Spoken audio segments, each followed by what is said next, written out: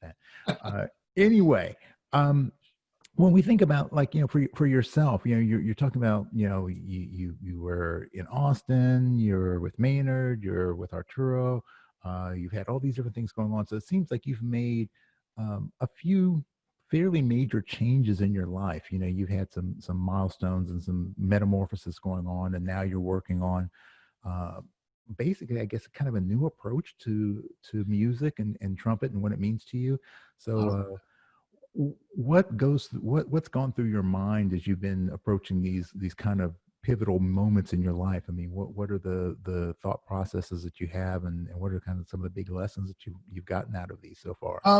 Well, okay. So the best way to say it is I had to learn to get out of my own way, because I think what happens is we hit a certain point and we become defensive and almost like protective of what we've accomplished or what we're trying to accomplish. And so we set up these barriers. And so when you go to someone like Arturo, or you go to someone who you admire, Wynton Marsalis, you really, much like martial arts, they start you off with a white belt because they feel like that's your mind is empty and you're an open book to be able to receive the knowledge. Right. That's really what you need to be a student of music, not just trumpet, but of music. And I've met a lot of guys. I've sat in some of the lessons that Arturo's taught. I've had guys ask me questions. Hey, what does Arturo tell you to do about this? And then instantly when you start to tell them, they're like, oh yeah, no, I knew all that. I knew all that. It's like, bro, if you know that, it's not showing. You know what I mean? Yeah. So that's the first and foremost thing I had to do, is I had to get out of my own way and go, okay, I don't know anything. And everything I knew up to this point is irrelevant. So that's been the biggest thought process.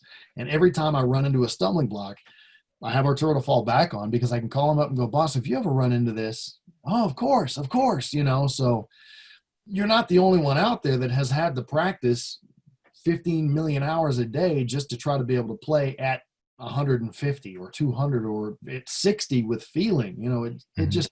It's what it takes. So yeah, that's been the biggest thing, is getting out of my own way. Yeah. Well, that's really powerful, because I often would tell my students back in the day that if I try to give a correction and they go, oh yeah, I know that, like, no, look, if you say you know it and you can't do it, that means either A, you really don't know it, or B, you're intentionally not doing it. Right? So you're either lacking knowledge or you're lacking motivation. So which one is it? Exactly.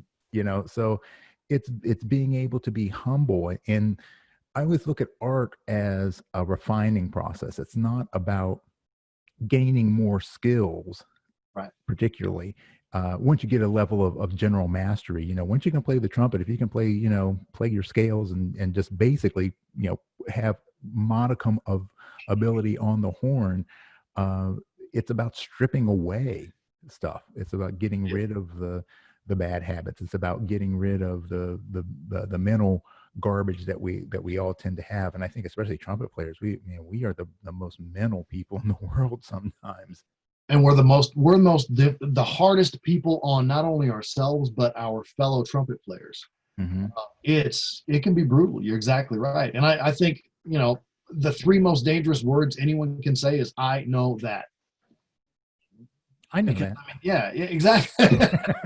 If you can keep your mind open, and I see it a lot on social media, where people are so closed and they have blinders on and they refuse to see any other way. And that can be any topic. And it's really sad, because it's like, wow, you're really limiting yourself to growth, because ultimately I had a mentor years ago tell me, if you're not growing, you're dying. Yeah.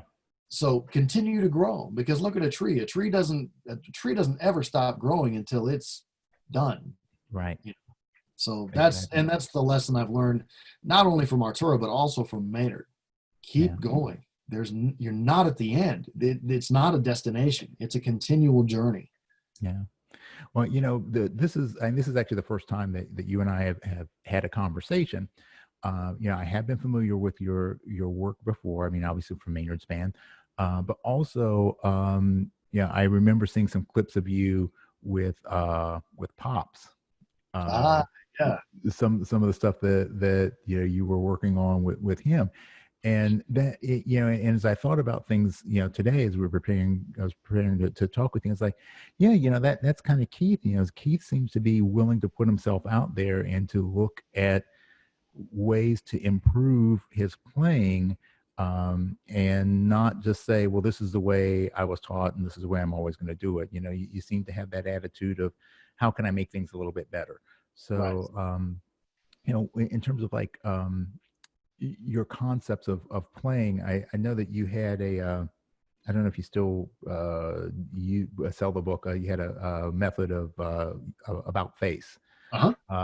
So what's that all about, and what are the concepts you use with your teaching methods?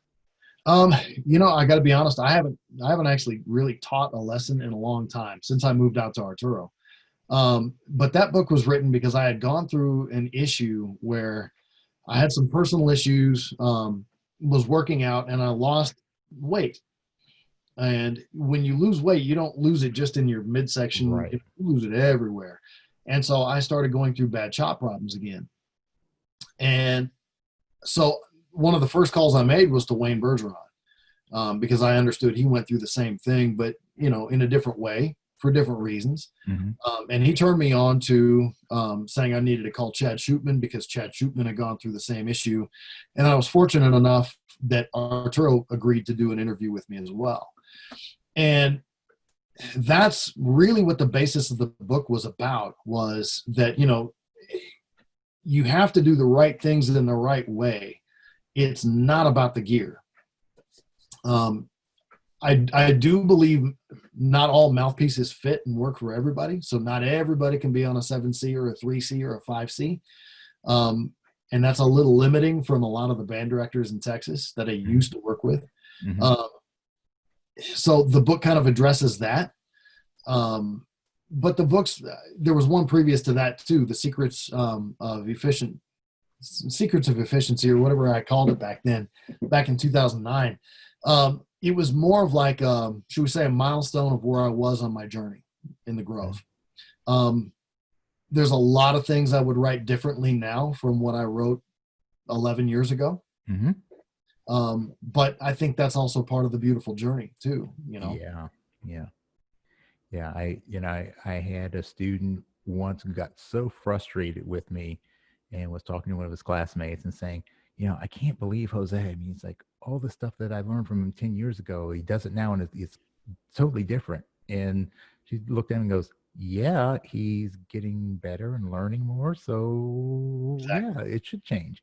And I think Exactly. so many of us look at that as a negative. If your concepts are, if they have to evolve. If you're evolving as a person, if you're changing as a person, then your approach has to change. And sometimes it's not even evolution. Sometimes it's the decline, because, as in the case of losing weight, as you get older, uh, any kind of physiological change, and even psychological changes are going to manifest themselves in a change in the way you have to approach things. Exactly. And so, if you can't do those kind of internal compensations, then, that's when you have to rely on some kind of external crutch or aid in order to do that. So, sometimes Yep. it's an equipment change, Right. sometimes it's an approach change, sometimes it's, play a different instrument. I don't know. But yeah, that's kind of cool that you were able to work through that. And yeah, the weight loss thing. Yeah, I know a lot of guys who've Yeah. gone through that. It can really mess you up. It's one of those situations, like I said, where you have a certain placement and you have a certain feel that you're used to, and when that feel disappears over time, very slowly, because it's almost one of those things where you just don't even realize it. I used to beat my face senseless, and I would do that for days, weeks on end, and I come back the next day and it's like, why is nothing working? Well, Hmm. you don't have receptors up here to say, hey, I'm tired. Like if you go and work out at the gym really hard, you're going to wake up the next day going, oh man, I'm not doing that again. Your face doesn't give you the same indicator. Yeah. And so that makes it frustrating because we don't know why things are working. We just know they're not working. Yeah. And so hence the mouthpiece game, you know, oh, I don't like this horn anymore. It's not giving me what I wanted. The sound's different. No, man, you gotta find a balance with everything. Yeah.